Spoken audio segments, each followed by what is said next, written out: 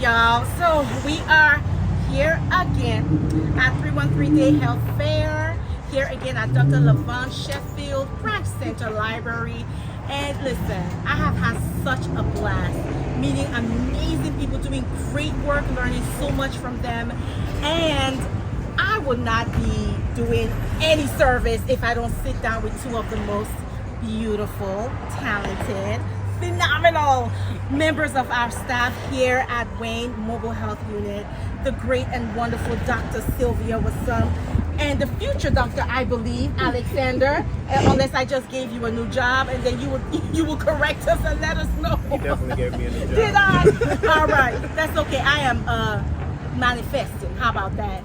But who does excellent work for us. We're going to learn more about what they do and what we do here in the mobile health unit to address again the health of our city and our community, and really lift up all the great things that we are doing here in the city of Detroit. So with that, let's start with our wonderful Alex, because then he's gonna let me know what the future plans are. But Alex, tell the people who you are, your full name, and like what you do here at the mobile unit, and what those future plans are, and of which of course is gonna be medicine, because I just said so. But go ahead and tell us your full name. So I'm Alexander Molex. I work in the capacity as a mobile health unit site lead. That includes leading the sites, introducing the staff, and just facilitating stuff on site to make sure that everybody gets the care that they need to. My future aspirations, I was actually looking into getting masters of public health in order to do some more database things to make sure that we can improve health outcomes, not only just in the Detroit area, but across the United States. But that obviously happens at the smaller scale when you can prove what you're doing. That's right. You start small and you grow big. And look, a lot of MDs start off with MPHs. So again, I wasn't wrong. He is a future doctor. And even if being a future doctor, MD, or future doctor, PhD, I was still right. That's the point. Dr. Sylvia Wasson. And great work, outstanding work. Dr. Sylvia, what do you do here? What, just one of the 300 things she does do. Just help the people know a little bit about you. So I work in the capacity of pharmacist and community health worker as a manager, and my role is really to help train the community health workers to provide resources, to locate resources for those who are underserved or unserved, allowing them to let some of the barriers that prevent them from obtaining some of the health care that they need, so that they can focus on their health and better outcomes, better quality of life. The other part of my job is really to expand on our mission in terms of building the pharmacy portion of our mission and bringing medication to those who are underserved and also unserved. Expanding our programs and looking at how can we provide medication to those who are in need but do not have the access. All right.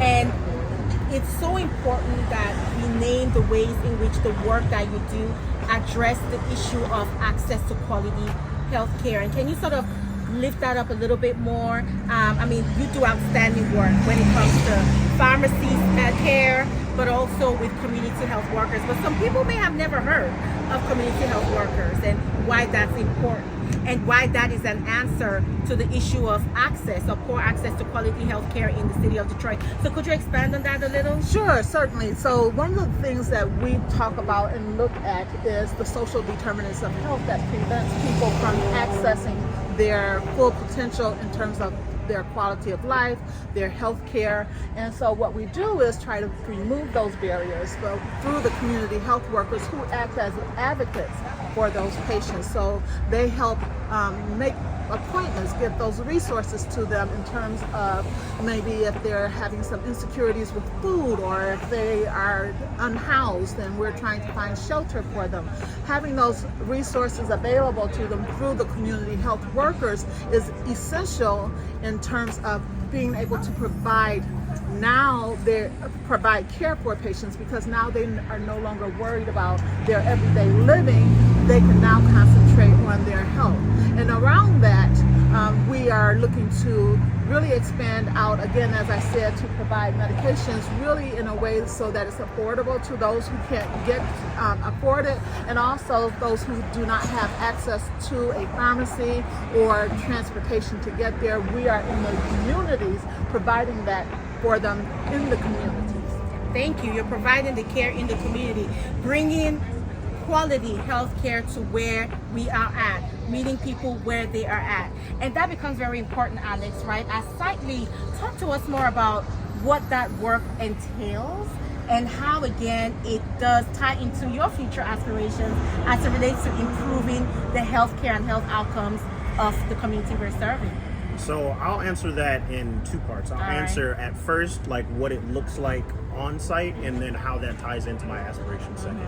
So bringing the care to the community rather than bringing the community to care is really important, because a lot of times I'll run into people who are like, oh, I can't get there because of my schedule, I'll do this, this, and this, but like a lot of times it doesn't align where they can get to their appointments and have transportation at the same time. So where we come in, and what I see on the daily, is that a lot of times we come in at their like luxury time, where they can afford to like sit down, talk with us, have those conversations about their health, and, you know, expand those services that the CHWs offer through our partnerships in order to get them care more affordably, or get the care that they otherwise wouldn't be able to get. And a lot of times it's kind of funny, because when you talk to providers like at these health fairs or out and about, you see that like a lot of times they want to be able to provide more for the community and do things the way that we're proving that it can be done, but you can never get the money behind it because they don't have the data that the need is there. So it's not that they don't have the money, it's not that these things can't happen, it's just that we can't prove without the data that this needs to happen and in what way. So being that groundbreaking unit that is able to do these things and move these things forward, it becomes kind of a task that like, oh, if we're not thinking about things from a data focused perspective also, it kind of makes us backtrack a lot.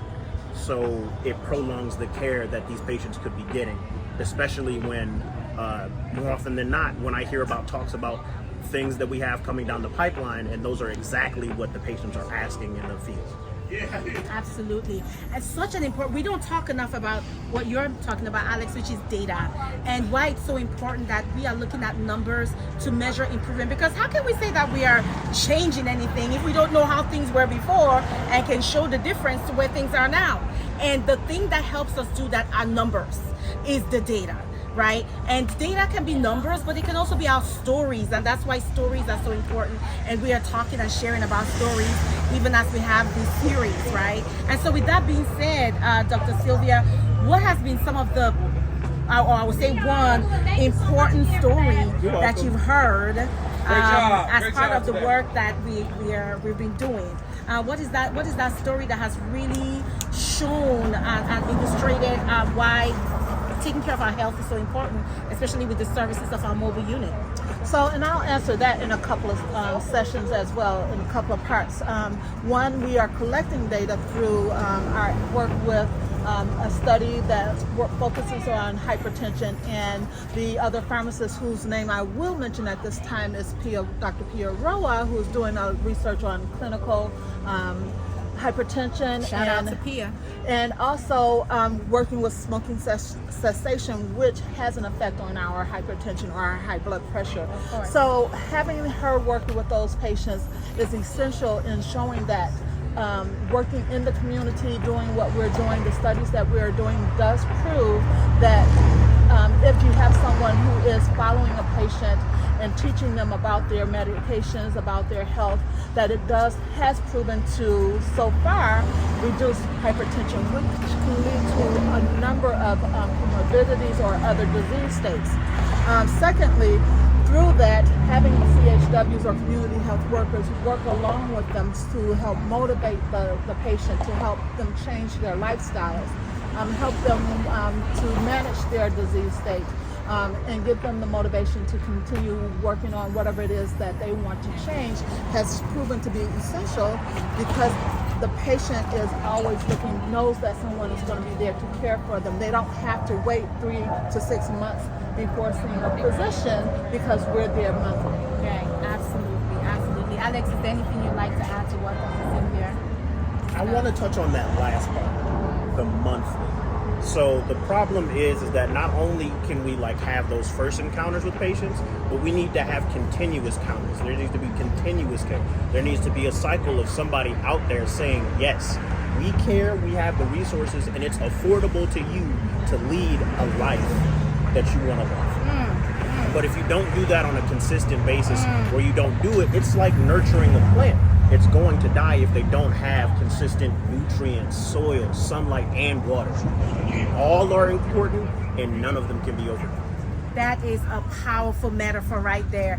Taking care of our community, ourselves, each other is like nurturing a plant, right? We need the fertilizer, we need healthy soil, we need rain, we need sunshine, right? But the key piece is consistency, and that's what Brother Alex is teaching us, is that consistency, building those relationships, building that trust and trustworthiness. It's so key and it's so important. And that's what we do here at Wayne Mobile Health Unit, by bringing the care to you, by addressing the issue of access, but also quality care, and doing it on a consistent basis. That's the powerful secret ingredient. And so that's really, really amazing. I've learned so much from y'all today. Is there anything else you want to sort of leave the people with before we let them go on their merry way? Dr. Sylvia? So really what we're trying to teach you, or our community, is that advocating for yourself is very important. We can be there to help support you, but to advocate for yourself and each other is a powerful thing. You need to know what your numbers are. You need to know where your health, where your quality of life is. You need to be able to make that, willing to make that change, to make those, to make your quality of life better, so that you have a longer and better lived life. That's right. Live long, live good, live strong. Brother Alex? All I'm going to say is 2 things. Health is wealth. Like we've said before, health is wealth. And 2, you can afford to take care of yourself. It is not as hard as people make it seem. There are small, minute changes that you can make over a period of time that's going to make your life immeasurably better. And that is such a powerful way to lead. Micro learning, little things that we can do to make a huge difference. So with that, thank you for spending time with us. And again, it is your favorite physician on the streets, Wayne Mobile Health Unit, with my wonderful Dr. Sylvia, and I said it, future Dr. Alex. Don't let him tell you any different. Here at Wayne Mobile Health Unit, and so excited that you joined us, and see you soon.